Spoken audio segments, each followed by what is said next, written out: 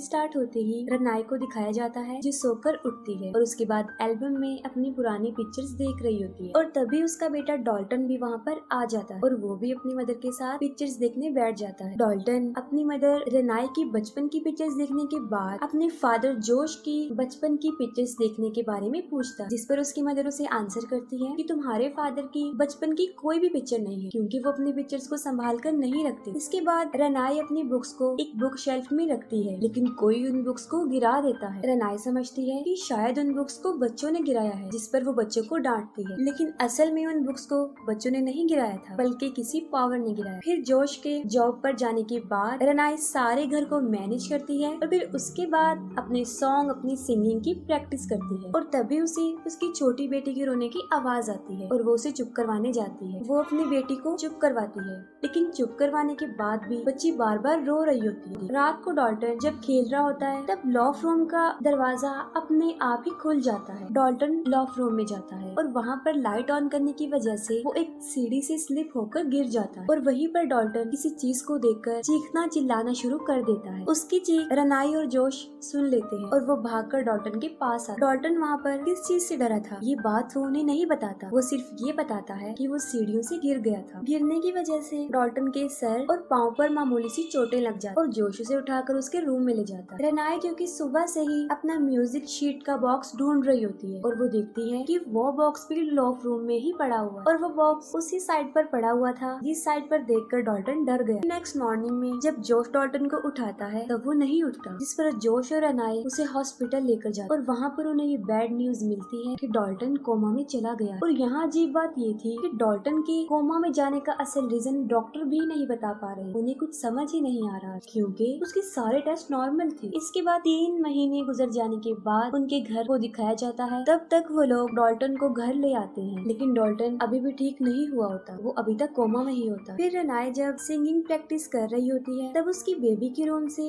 Baby monitor में कुछ लोगों के बोलने की आवाजें आती हैं और वो आवाजें आहिस्ता आहिस्ता तेज होती जाती हैं और फिर वो बच्ची रोने लग जाती है। तब रनाई भागकर वहाँ जाती है लेकिन वहाँ पर कोई भी नहीं होता। रात को रनाई का दूसरा बेटा फॉस्टर उसको कहता है कि मैं अपना रूम चेंज करना चाहता हूँ। तब रीजन पूछने पर वो बताता है कि रात को डॉल्टन नींद में चलता है जिसकी वजह से वो डर जाता है। हालांकि फॉस्टर का रूम डॉल्टन के रूम के बिल्कुल सामने होता है और डॉल्टन तो कोमा में था, तो इसी वजह से रनाई उसकी बात पर ज्यादा ध्यान नहीं देती। आधी रात को फॉस्टर की आँख खुलती है और वो सामने वाले रूम में देखता है जहाँ पर डॉल्टन सो रहा होता है, जिसकी वजह से वो बहुत डर जाता है और अपने रूम का डोर बंद कर लेता है। तभी वो नोटिस करता है कि उसके रूम के बाहर कोई चल रहा है। तब फॉस्टर डर कर जल्दी से भागकर अपने बेड पर आ जाता है। फिर जोश और रनाई अपने रूम में होते हैं। तब उनके मेन दरवाजे पर नॉक होता है। जोश वहाँ पर जाकर चेक करता है कि कौन है, लेकिन वहाँ पर कोई भी नहीं होता। जोश दरवाजा बंद करके सिक्योरिटी अलार्म ऑन करके वापस अपने बेडरूम की तरफ आ रहा होता है, लेकिन घर का अलार्म जोर जोर से बजना शुरू हो जाता है। तब जोश भागकर वहाँ जाकर चेक करता है और वो देखता है कि दरवाजा खुला हुआ है। वो दरवाजा और अलार्म दोनों को बंद करता है और तभी रनाई को अपनी बेटी के रोने की आवाजें आती है। रनाई जब अपनी बेटी के रूम में जाती है तब उसे वहाँ एक आदमी नजर आता है, जिसे देखकर वो काफी शाउट करती है और जोश को बुलाती है। तब जोश भागकर वहाँ पर आता है और वो बताती है कि उनकी बेटी के रूम में कोई आदमी था। जोश सारे रूम को चेक करता है। अब जोश जब दोबारा मेन डोर के पास आता है तो वो देखता है कि इस बार भी दरवाजे खुले हुए हैं, जिसको वो कई बार बंद कर चुका। इस बार भी जोश वही करता है, दरवाजा और अलार्म दोनों बंद करता है और पूरे घर को चेक करता है कि आखिर ये क्या माजरा है और कोई है तो नहीं घर के अंदर। फिर हम देखते हैं कि इतना अरसा गुजर जाने के बाद भी डॉल्टन की कंडीशन पर जरा भी पॉजिटिविटी नहीं आ रही और डॉक्टर्स भी इसके पीछे असल वजह को नहीं जान पा रहे। और रनाई को डॉल्टन की बेडशीट पर खून से भरे हुए एक पंजे का निशान नजर आता है, जिसे देखकर वो बहुत बुरी तरह डर जाती है और फौरन जोश को कॉल करती है, लेकिन जोश घर आने में थोड़ी देर कर देता है, जिस पर उन दोनों के दरमियान थोड़ा सा झगड़ा होता है। रनाई जोश को बताती है कि ये घर कर्ज्ड है और जब से वो यहाँ पर आए हैं उनके साथ कुछ न कुछ अजीबोगरीब हो रहा है। उसे लगता था कि शायद इस घर में कोई गड़बड़ है और चीजें भी अपने आप इधर से उधर मूव हो जाती थी। रात को रनाई को एक ख्वाब आता है और ख्वाब में वो डॉल्टन और उसके साथ वहाँ पर एक शैतान को देखा और फिर वो नींद से जाग जाती है। और तभी रेनाई को बाहर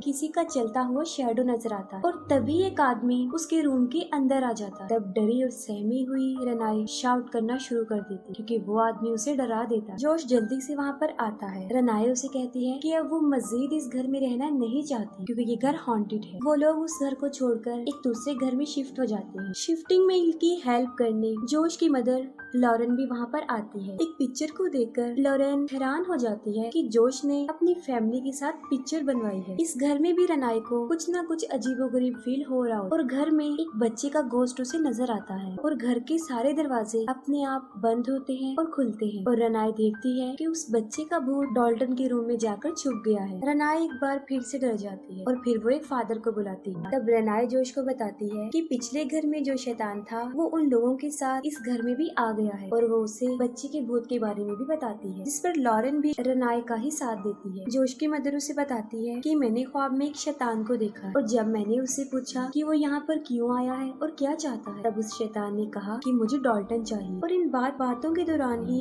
वो ही शैतान लॉरेन को जोश के पीछे नजर आता, जिसे देखकर वो बुरी तरह डर जाती और इतने में डॉल्टन के रूम से भी आवाजें आना शुरू हो जाती हैं और ये लोग भागकर उसके रूम में जाते हैं। तब वो देखते हैं कि उस रूम का सारा सामान बिखरा हुआ है, जैसे किसी ने उसे इधर उधर फेंका है और यहाँ तक कि डॉल्टन भी अपने बेड से नीचे गिरा हुआ था। ये सब कुछ देखकर रेनाई मजीद डर जाती और फिर लॉरेन पैरानॉर्मल एक्टिविटी की स्पेशलिस्ट एलिस को बुलवाती। एलिस घर आती है और जब वो डॉल्टन के रूम में जाती है तब वहाँ पर उसे किसी शैतान की प्रेजेंस का एहसास होता है। एलिस को वहाँ पर शैतान नजर आता है और साथ साथ उसे उस शैतान का इरादा भी पता चल जाता है कि वो डॉल्टन के लिए ही यहाँ पर आया। जोश और रेनाई को बताती है कि डॉल्टन कोमा में नहीं है बल्कि उसकी ऐसी हालत एक ऐसी खूबी की वजह से हुई है जो हर किसी के पास नहीं होती और इस खूबी की वजह से ही डॉल्टन की सोल इस दुनिया को छोड़कर कहीं और जा सकता है और डॉल्टन की सोल एक ऐसी दुनिया में जाकर फंस गई है जहाँ पर मरे हुए लोग रहते हैं, यानी डॉल्टन की सोल भूतों की दुनिया में चली गई है और इसीलिए घर बदलने से भी कोई फर्क नहीं पड़ा क्योंकि हॉन्टेड उनका घर नहीं था बल्कि डॉल्टन के वहाँ पर होने की वजह से डीमन सोल उसकी तरफ आ रही है ताकि उसे पोजेस कर सके क्योंकि किसी भी इंसान को पोजेस करना आसान नहीं होता और इसीलिए वो सारे शैतान बहुत अरसे से ये कोशिशें कर रहे हैं। और जोश डॉल्टन के पास चला जाता है और उसे कहता है कि अगर तुम मुझे सुन सकते हो तो मुझे कोई हिंट दो और तभी डॉल्टन की बनाई हुई पेंटिंग्स में एक पेज नीचे गिरता है। जोश उस पेज को उठा लेता है और उसकी नजर डॉल्टन की बनाई गई बाकी पेंटिंग्स पर जाती है और उन ड्राइंग्स में एक ड्राइंग वो भी होती है जो उस शैतान की, जिस पर जोश को रियलाइज होता है कि एलिस बिल्कुल ठीक थी। एलिस और उसके साथी डॉल्टन से कनेक्ट करने की कोशिश करते हैं और उसके साथ उनका राब्ता हो भी जाता है। डॉल्टन उनकी आवाज सुन सकता था और वो उन्हें रिप्लाई भी करता है। डॉल्टन उन्हें बताता है कि वो एक आदमी से डरा हुआ है जिसके चेहरे पर बहुत ज्यादा आग है और डॉल्टन इन लोगों से बात करने से डरता है क्योंकि उसे इस बात का डर था कि कहीं वो शैतान उनकी कन्वर्सेशन ना सुन ले। डॉल्टन डरी हुई आवाज में कहता है कि उस शैतान ने हमारी बातें सुन ली है और इसके साथ साथ डॉल्टन बुरी तरह डर जाता है और इसके साथ ही उन लोगों के साथ अजीबोगरीब होना शुरू हो जाता है और डॉल्टन अपने बेड से उठकर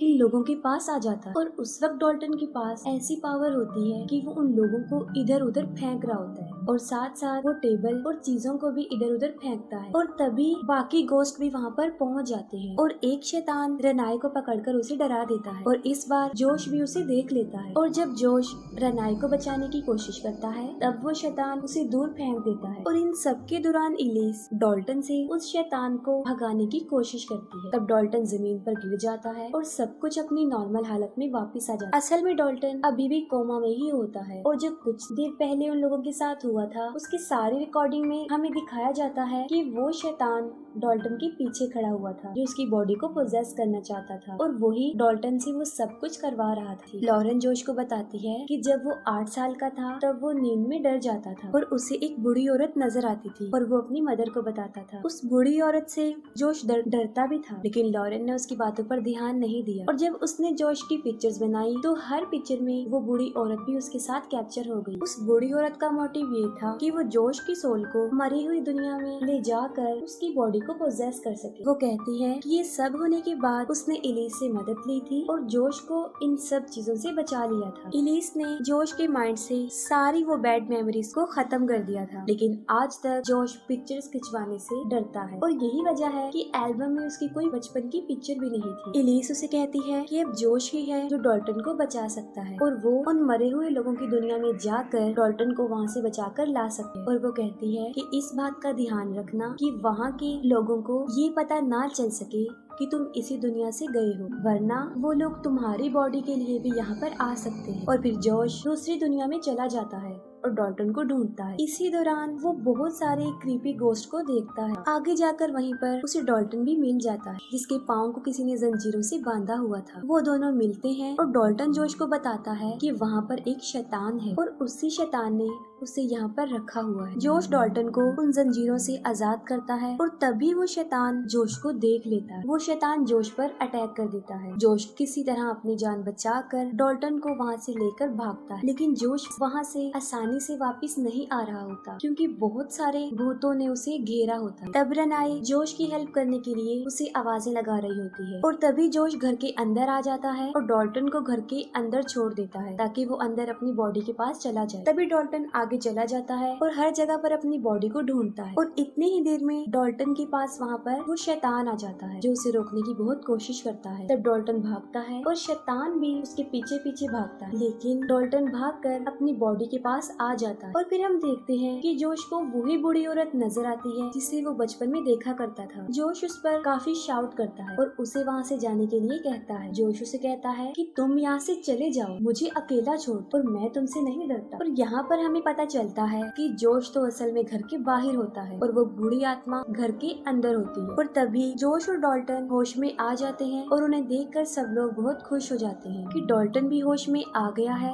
वो बिल्कुल ठीक हो गया है और किसी को भी जानी नुकसान नहीं हुआ। एलिस और उसके साथी अपना सामान वापस लेकर जा रहे होते हैं। फिर जोश और एलिस बातचीत कर रहे होते हैं और जोश अपनी पुरानी पिक्चर्स एलिस को वापस करता है और पिक्चर लेने के दौरान एलिस जोश के हाथों को देखकर चौंक जाती है और फिर वो जोश की पिक्चर बनाती है जिस पर जोश काफी भड़क जाता है। और यहाँ पर हमें पता चलता है कि वो बूढ़ी औरत का गोश्त जोश की बॉडी में आ चुका है और अब जोश की सोल दूसरी दुनिया में फंस गई है। वो एलिस पर अटैक करता है और उसका गला घोटकर उसे मार देता है। और इन सब के दौरान एलिस के चीखने की आवाज रेनाई सुन लेती है और वो उसे देखने जाती है। जब रेनाई वहाँ पर आती है तब वो एलिस को मरा हुआ देखकर पूरी तरह डर जाती है और वो उसी कैमरे में जोश की फोटो यानी उस बूढ़ी औरत की सोल को देखती है, जिसे देखकर वो काफी हैरान भी हो जाती है और डर भी जाती है। और इतनी ही देर में उसके पीछे जोश आ जाता है और रेनाई डर जाती है और इसके साथ ही ये मूवी यहीं पर एंड हो जाती है।